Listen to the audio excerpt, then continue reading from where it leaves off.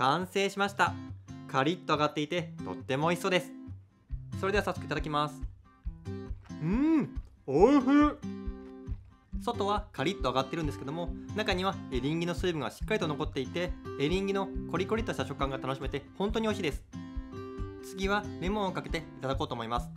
それではね、いただきます。うまっ。レモンの効いたさっぱりとした味わいも最高です。今回の料理は本当にね、お酒によく合います。